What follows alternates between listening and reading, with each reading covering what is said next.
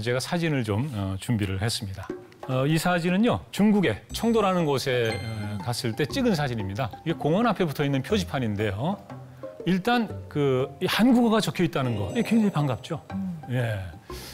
그래서 이제 제가 반가운 마음에 읽어봤는데, 공원으로 금지되는 애완동물과 차량. 이게 한국어인데 뭔가 표현은 좀 어색해요. 좀 부자연스럽습니다. 우리는 보통 이거 뭐라고 쓰나요? 공원에는 동물과 차량이 금지되었습니다. 금지됩니다. 네, 김민경 씨가 지금 얘기했는데 그것도 여전히 어색하네요. 아, 그래요? 대개 이제 우리가 차량 및 애완동물 출입 금지, 이제 이런 식으로 많이 쓰죠. 네네네. 예. 좋은 년 담배 술 상점 이렇게 되어 있습니다. 근데 이것은 이제 밑에 이제 중국어가 적혀 있는데 혼연 연주 상점이죠. 그러니까 이 혼연을 잘못 번역한 거예요. 혼연. 예. 그러니까 저것을 이제 좋은 년이 아니고 좋은 해 이렇게 이제 번역을 했어야 됐겠죠. 그럼 이제 조훈의 담배 술 상점 아주 자연스러운 그런 번역이 되겠죠. 그런데 지금 우리가 이제 이 사진을 보면서 함께 이렇게 좀 웃기도 하고 그렇구나 하고 공감을 했는데 과연 우리는 그러면 이제 제대로 쓰고 있는지 그걸 한번 좀 살펴보겠습니다. 이제 카톡 대화입니다. 야, 돈 언제 갚을 거야? 지금 줄게. 계좌번호가 뭐야?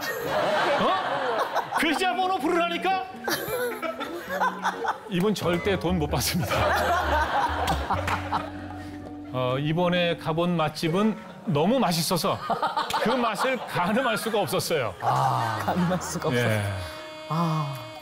형과 동생에 대합니다. 동생, 귀신이 고칼로리가 무슨 뜻이야?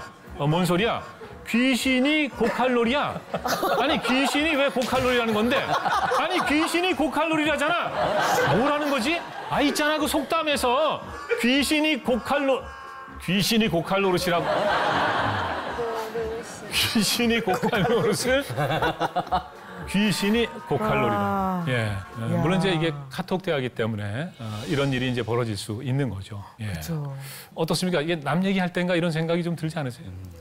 그죠? 예. 혹시 맞춤법 실수하고 그런 적 있으신가요? 저런 경우가 있었던 게 제일은 아니고요. 이제 그 같은 동기 중에 있어요. 예. 그 친구가 항상 이런 식으로 이제 문자를 보내요. 그래서 하루는 이제 우리 학교 다닐 때 그 시험 칠 때 그 무슨 이렇게 마크 이렇게 체킹하고 이런 그게 무슨 카드였지? 그래서 OMR 카드잖아요. 예. 그 친구가 OMR 카드 이러는 거예요. 그래서 네. OMR 카드 이렇게 쓰는 내가 이랬더니 OMR 카드. 회말 카드. 그러니까 이걸 항상 이렇게 말하는 것처럼 듣다 보니까 이런 게 생기더라고요. 예. 오늘 이 방송을 꼭 좀 보셨으면 좋겠네요. 제 옆에 앉혀놓고 볼 거예요. 혹시 이 한글이 언제 만들어졌는지 아시나요? 세종대왕. 예, 세종대왕. 네. 예. 1443년에 창제가 됐습니다. 그래서 이제 올해로 이제 572살이 된 거죠. 이 한글이라는 게 이제 훈민정음이 1443년에 창제가 됐는데 그 전에는 그러면 우리가 글자가 없었단 말이죠. 그래서 우리 글자가 없으니까 어쩔 수 없이 이제 중국의 한자를 빌려 쓴 거예요. 그러면 이제 중국의 한자는 이 한반도에 언제쯤 들어왔을까요?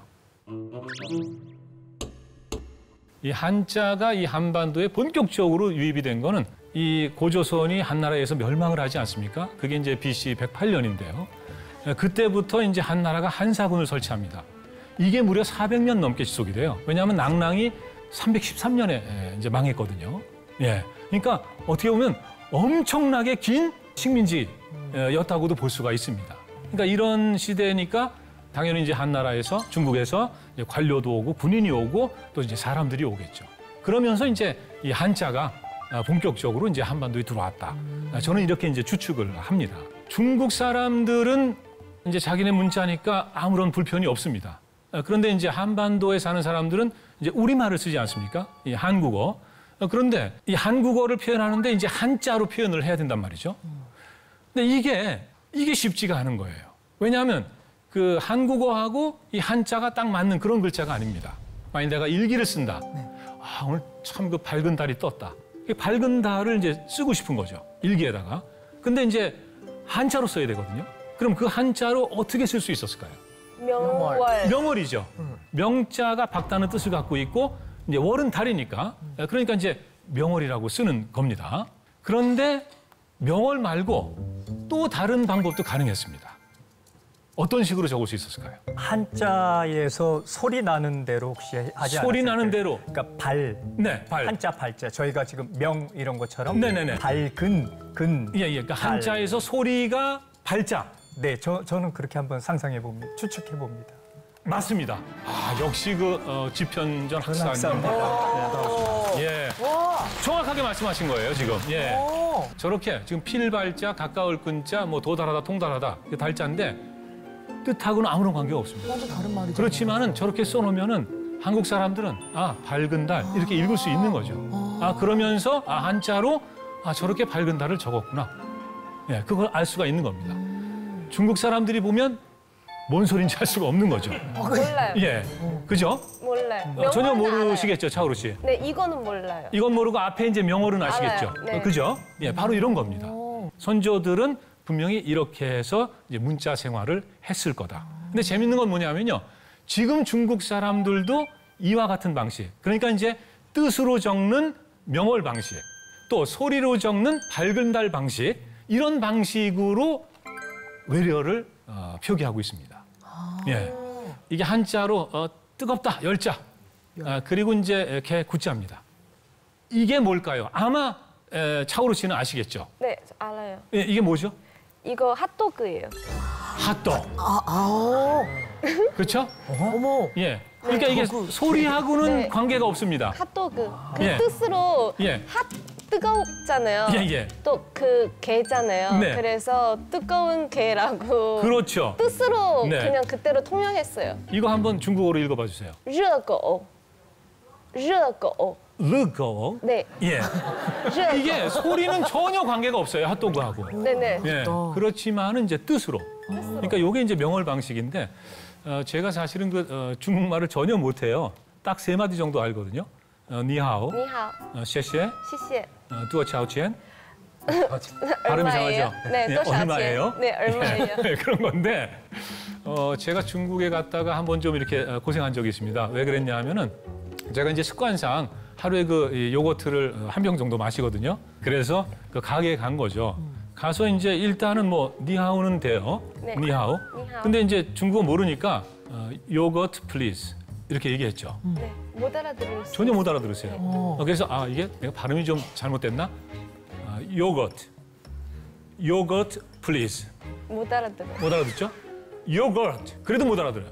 그래서 제가 아 이게 아닌가 봐. 아 그래 좀 쉽게 가보자. 요크루트. 요크루트 플리즈. 몰라요. 그래도 못 알아들어요. 아 그래서 결국에는 요거트를 못 사고 네. 이제 나중에 가이드한테 물어보니까 슈안나이, 酸奶. 수안나이,奶는 우유예요. 우유고酸은 시다. 시다. 신우유. 예. 신우유. 그러니까 시큼한 우유. 네. 그러니까 요것도 이제 명할 방식인 거죠. 맞아요. 그래서 이제 중국 사람들도 지금 이제 이 외래어를 표기할 때는 바로 이렇게 뜻으로도 적는다. 그런데 뜻과 이 소리 이것을 또 결합해서 쓰는 것도 있어요. 여러분 잘 아시는 겁니다. 가구가락이죠. 입이 즐겁습니다.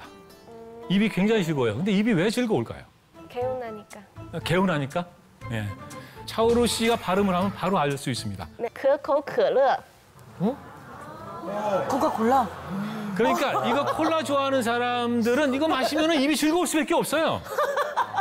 그렇지 않습니까? 예. 그러니까 이것은 뭐냐면은 이제 뜻도 이제 가깝고 그리고 이제 소리를 따서 이제 표기한 그런 이제 대표적인 예가 되겠습니다. 신기하다. 예. 그러니까 이제 바로 이와 같은 방식으로 우리 선조들이 과거에 이제 한자를 갖고 이제 우리말을 표기한 건데 정조가 쓴 이 편지에 아주 재밌는 게 하나 있습니다. 한문으로 적혀 있습니다만은 끄트머리에 가면요 한글이 있습니다. 뒤죽박. 맨 끄트머리에 뒤죽박죽이라고 돼 있어요. 예. 그러니까 이것은 이제 정조 임금이 심한지한테 보낸 편지라고 하는데 네. 아마도 당시에 그 혼란스러운 어떤 그 정치 상황 막 엉키고 설키고 그렇게 돼 있는데 이것을 어떻게 한자 말로는 표현하기가 좀 힘드니까 그냥 뒤죽박죽이라고 적어버린 게 아닌가. 어머. 한문을 배우면요 10년 동안 배워야 좀 읽을 수 있고 한문을 그리고 10년을 더 배워야 이제 한문을 자기가 좀 쓸 수 있다. 이런 얘기를 합니다. 굉장히 힘들거든요. 그러니까 이 한자를 갖고 문자 생활을 하지만 여전히 한문, 중국어를 읽는 건 쉽지 않은 거예요. 이 문자 문제, 이 언어 생활 문제 이것을 해결하는 것은 이 한민족의 그 천년의 난제였다고 볼 수 있습니다. 천년의 수건 사업이에요. 그런데 이것을 정말 놀랍게도 15세기에 세종이 나타나셔서 훈민정음을 창제함으로 해서 한 번에 깔끔하게 해결을 하시는 겁니다. 근데 여러분 아시겠습니다마는 이 세종은 원래 그 셋째 아들입니다. 첫째가 양령이고 둘째가 효령이고 셋째가 충령입니다. 충령이 바로 세종이에요. 그런데 어떻게 해서 셋째인 이 충령이 왕이 될 수 있었을까? 양령이 좀 그 문제가 있었어요. 이 공부도 좀 열심히 하고 그 어렸을 때부터 제왕학 이런 것을 이제 공부해야 되거든요. 그런데 공부에 관심이 별로 없고 노는 걸 좋아했습니다. 그래서 매사냥 같은 거 하러 다니고 뭐 바둑 두고 건달들하고 밖에 나가서 어울리고 그러니까 요즘식으로 얘기하면은 이제 공부는 안 하고 PC방 가가지고 게임하고 밤새고 뭐 이랬다고 볼 수도 있습니다. 공부하고 가서 잠깐 노는 거야 뭐 괜찮겠죠. 그런데 이제 그런 어떤 절도가 없었던 거죠 전혀. 그런데다가 이 양령은 또 여자를 굉장히 좋아했나 봐요. 여자 문제가 좀 복잡했습니다. 이성에 눈 뜨면서부터 이 기생들하고 많이 그 사귀었고요. 심지어는 이제 매형의 첩하고도 무슨 일이 있었어요. 예, 곽선이라는 사람이 있었는데 이 사람의 첩이 어리라고 정말 그 미인이었다고 합니다. 근데 또 이 어리를 또 궁궐에 불러들여 가지고 임신을 하게 되고 그리고 아기까지 낳았단 말이죠. 이제 이런 상황이 되는데 그 전에도 사실은 이제 이 태종이 많이 주의를 줬습니다. 나무라기도 하고 이 장차 임금이 될 세자가 그래서 되겠느냐 주의를 줬어요. 여자 문제에 대해서도 그러면 안 된다라고 얘기를 했습니다. 그런데 양령은 뭐라 그랬냐면 아버지도 궁에 첩이 많지 않습니까? 왜 아버지는 되고 나는 안 됩니까? 뭐 이런 문제뿐만이 아니겠지만 아무튼 이 아버지하고 양령은 서로 안 맞았어요. 그래서 결국은 이 양령에게 왕위를 넘겨줬을 때는 이게 나라가 좀 걱정스럽다 해가지고 이 폐위하게 됩니다. 폐위를 하고 그러면 이제 자연스럽게 둘째한테 가야 되거든요. 그런데 둘째 효령은 좀 몸이 좀 약하고 총기가 좀 없었다는 얘기를 합니다. 사람을 만나면 빙긋빙긋 웃기만 하고 뭐 이런 기록도 나오는데 이제 그러다 보니까 이제 태종 생각에는 이게 군주감으로는 좀 무리가 있다 이렇게 판단을 했던 것 같아요. 그래서 태종이 얘기한 게 택현입니다. 택현 뭐냐? 어진 사람을 군주 그러니까 세자로 책봉해야 되겠다 이렇게 되는 거죠. 그런데 이 충령은 어렸을 때부터 이 공부하는 걸 좋아했다 그러거든요. 책벌레였다고 합니다. 너무 책을 많이 봐가지고 몸이 아플 때도 책을 봤다 그래요. 그래서 제가 건강을 다치면 안 되니까 책을 치우라고도 태종이 그렇게 명령을 했다고 합니다. 예.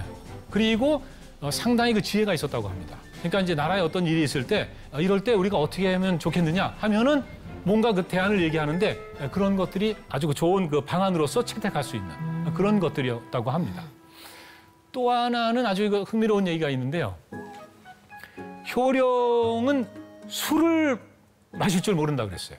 그런데 대국에서 사신이 왔을 때 술을 한 잔도 못해서 대국의 사신과 대작을 못하면 이것은 이 예법에 어긋난다. 그런데 충령은 술을 마실 줄 알고 게다가 적당히 마신다. 그래서 충령을 이 택현의 원칙에 따라서 이제 세자로 이제 봉하게 되는 거죠.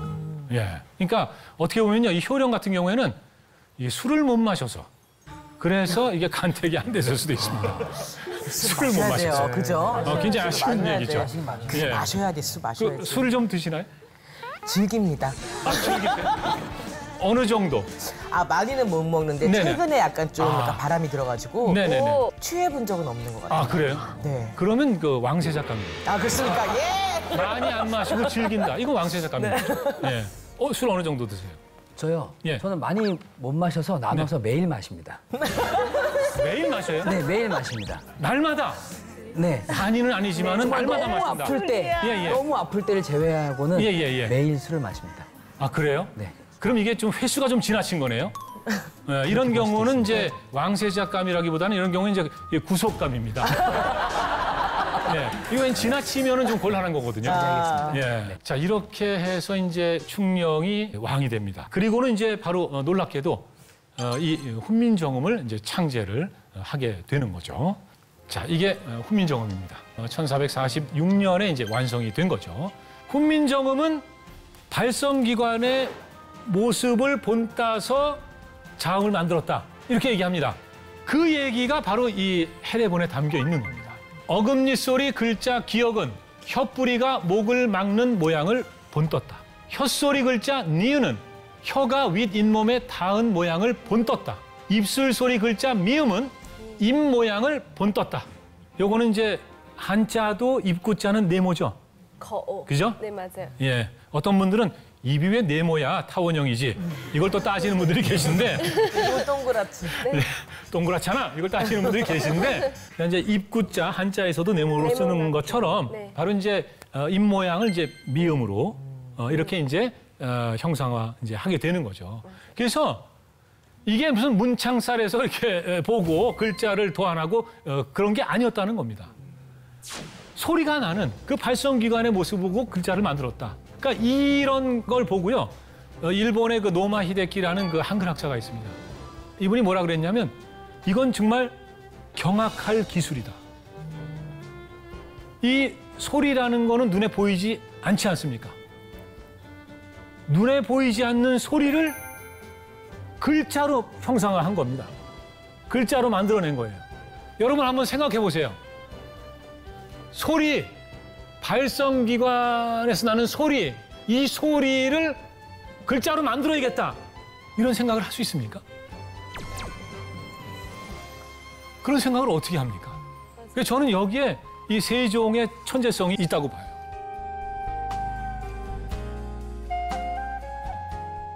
이 훈민정음은 자질문자라고 합니다. 자질문자. 이 자질문자라는 건 뭐냐면요.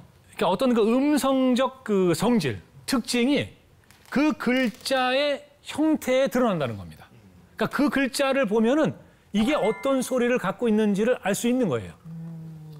여러분이 물론 영어 알파벳 A를 보면 이미 다 공부를 하셨기 때문에 저게 어떤 소리를 갖고 있는지 알죠. 네. 그죠? 그렇지만은 같은 소리의 어떤 연관성 이런 것이 영어 알파벳에는 없습니다. 근데 한글에는 있어요. 그러니까 기역은 우리가 이제 어금니 소리 그 할 때 나는 소리입니다. 그러니까 이제 이런 음성적 자질을 갖고 있어요. 그라는. 그런데 기역이 비슷하게 생겼죠. 네. 기역과 비슷합니다. 그래서 저게 같은 음성적 자질을 갖고 있다는 거예요. 그러니까 그하고 발음할 때와 그하고 발음할 때 전혀 입 모양이 변하지 않습니다. 한번 해보세요. 예. 물론 소리는 거칠어지죠. 그렇지만은 전혀 변하지 않습니다. 그 음성적 성질이. 그리고 쌍기역도 마찬가지예요. 마찬가지입니다. 그래서 이 한글은 저 세 글자가 비슷하다. 그리고 저 비슷한 세 글자는 같은 음성적 성질을 갖고 있구나를 알 수 있다는 겁니다.